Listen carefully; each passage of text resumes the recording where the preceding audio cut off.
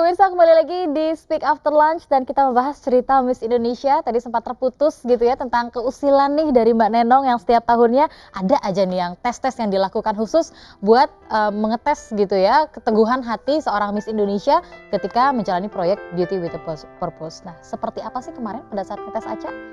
Yang dari beberapa medan di sana itu yang saya lihat paling berat dari sisi higienisnya ya, itu kan pasti udah baunya pasti bau sekali dan tentunya buat kesehatan juga sangat. Mbak Nenong, dijelasin lagi Mbak Nenong kemarin Beauty with a Purpose-nya di daerah mana dan seperti apa baik. kondisi di sana? Itu kami ambil proyeknya kan di tempat pembuangan sampah akhir Bantar Gebang di Bekasi. Yang itu tempat setiap hari itu dibuang 7 juta ton sampah dari Jakarta dan sekitarnya. Dan itu kira-kira setiap hari gunungan sampah itu ada kira-kira kalau saya lihat itu ada mungkin kira-kira 2,5 tingginya ruko lah gitu. Kira-kira lebih lah dari 10 meter. Dan tempat proyeknya Aca ini itu hanya kalau kita itu seperti di belakangnya tumpukan sampah itulah. Jadi masih sangat kelihatan dan luar biasa. Nah, yang saya kira di Medan itu yang paling berat tentunya sampah basahnya yang ada air apa segala macam ya. Ada beberapa kegiatan yang Aca pertama kali bertemu dengan anak-anak yang sedang memulung sampah. Nah di situ saya pikir bagus kegiatannya, pendekatannya gitu ya. Bagus. Tapi saya bilang coba deh sekali lagi. Dan itu bisa terjadi berapa kali ya Aca ya. Tapi saya lihat dari mimik muka, dari apa itu sama sekali nggak ada kelihatan jijik atau nggak tahan dengan baunya, itu sama sekali nggak kelihatan. Karena kan kalau kita lihat hasil kameranya kan nggak pernah bohong ya. Dia lihat mimik orang itu akan terbaca deh gitu. Dia betul atau nggak mau. Gitu. Kekurangan dari kamera ini tidak bisa mendeliver bau yang di sana gitu ya.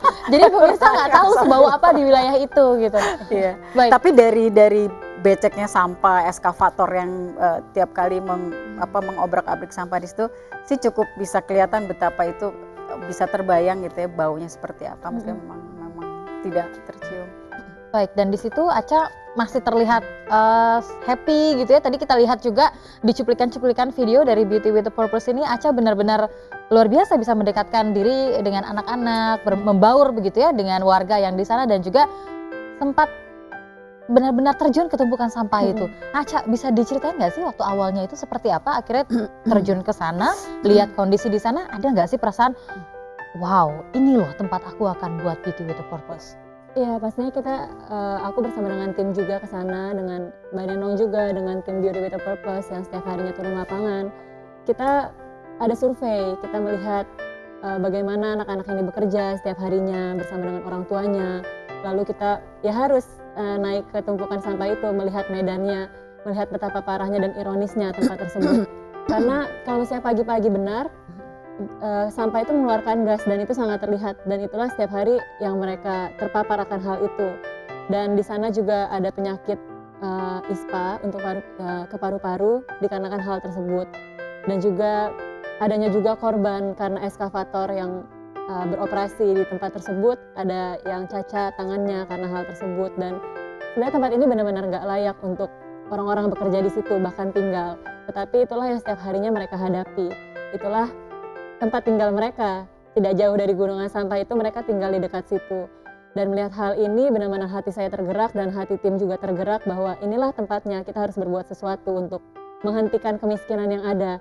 Karena memang bisa dilihat bahwa mereka kurang adanya edukasi dan juga skill, makanya mereka mau tidak mau mereka bekerja yang mereka bisa, dan pemulunglah merupakan salah satu jawabannya. Mereka bisa mendapatkan uang di situ, tetapi sangat sayang apabila itu diteruskan terus-menerus dan akan turun lagi ke anak-anaknya dan turun lagi kalau misalnya tidak diberhentikan sekarang, kapan lagi.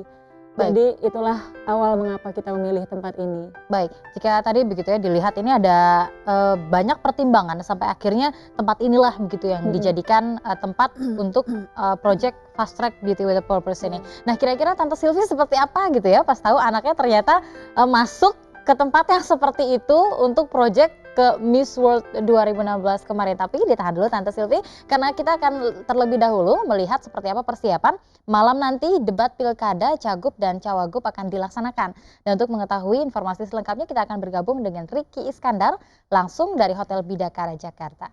Ya Ricky, seperti apa persiapan yang sudah dilakukan proses di sana? pemilihan kepala daerah Provinsi DKI Jakarta hingga saat ini masih terus berlangsung. Dan malam nanti ketiga pasangan calon gubernur dan calon wakil gubernur akan melangsungkan debat kandidat terbuka di Hotel Bidakara pada pukul 8 malam waktu setempat. Perlu kami informasikan memang debat kandidat terbuka ini memang diselenggarakan langsung oleh KPU Provinsi DKI Jakarta, di mana KPU sendiri menyelenggarakan debat kandidat terbuka sebanyak 3 kali. Dan malam nanti adalah debat perdananya dari KPU Provinsi DKI Jakarta. Kemudian tahapan kedua, debat kandidat terbuka akan berlangsung pada tanggal 27 Januari dan terakhir debat kandidat akan berlangsung pada tanggal 10 Februari 2017. Dan hingga saat ini tim pelaksana masih mempersiapkan alat kelengkapan untuk proses debat kandidat terbuka pada sekitar pukul 8 malam nanti. Dan dari pantauan kami juga tadi sempat sudah terlihat ada titik penjagaan dari tim kepolisian ataupun tim gabungan lainnya sudah berjaga di beberapa titik lokasi di wilayah debat kandidat terbuka ini yang diselenggarakan di Hotel Bidakara Jakarta Selatan. Dan tadi juga Kapolda Metro Jaya telah hadir. M. Iriawan menyatakan bahwa ada sebanyak 1.700 personil dikerahkan untuk pengamanan di wilayah titik Hotel Bidakara ini.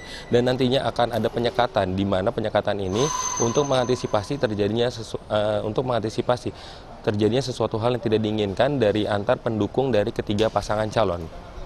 Kemudian Yufi, perlu kami informasikan terkait dengan proses jalannya debat kandidat terbuka nanti malam, di mana untuk temanya adalah pembangunan sosial ekonomi untuk Jakarta yang akan dimoderatori oleh Ira Kusno yang akan berlangsung sebanyak 6 sesi debat. Perlu kami informasikan Yufi, memang tema tersebut lantas akan dielaborasi menjadi permasalahan lingkungan hidup di kota Jakarta, transportasi, pendidikan, keamanan, dan lain-lainnya. Dan kemudian memang terkait dengan metode yang akan dilangsungkan pada saat proses perdebatan nanti adalah moderator memberikan pertanyaan kepada setiap pasangan calon, dan nantinya setiap pasangan calon akan diberikan kesempatan menjawab untuk dibatasi waktu, yakni di mana waktu yang dibatasi untuk menjawab dari setiap pasangan calon adalah selama 2 menit saja.